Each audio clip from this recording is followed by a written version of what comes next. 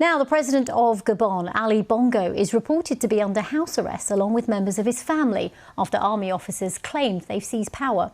They said they were annulling the results of Saturday's election in which President Ali Bongo was declared the winner. This is the moment the military made the announcement on national television. Au nom du peuple gabonais. In the name of the people of Gabon and as guarantors of the institutions, we have decided to defend peace by putting an end to the current regime. To this end, the general elections of the 26th of August 2023 and the truncated results are cancelled. The borders are closed until further notice. All the institutions of the Republic are dissolved. Sont annulés. Well, now let's cross live to Michael Amoa, who's a visiting senior fellow specialising in politics and international relations at the London School of Economics. Thanks very much for joining us. Let's start with the basics here. Gabon is a country that we don't talk about every day here on the BBC. What exactly is going on at the moment?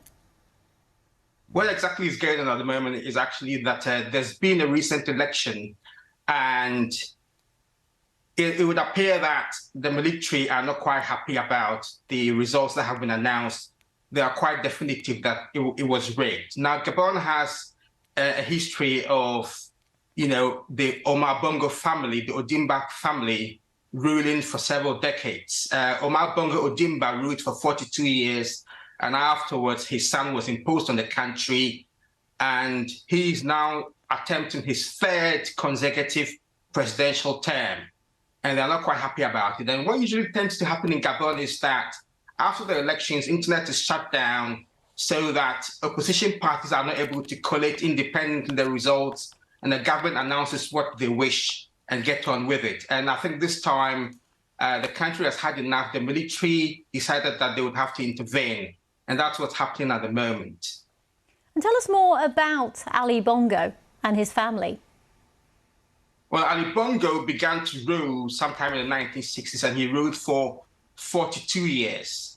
And there are a couple of French military bases in Gabon, and the agreement was that anytime there was an attempted coup, that the military base will intervene on his behalf. So he managed to hang on for 42 good years. And afterwards, when he died, his son was, by the influence of France, his son was imposed on the country, and because of the military might on base, it has been impossible to really get rid of him. And I think that he's done the 2 terms. The son, Ondimba, has done the 2, Ali Bongo has done the 2 terms, and it would appear that he has attempted the 3rd term, and even the 3rd term, the citizens are quite definitive that the election has been rigged.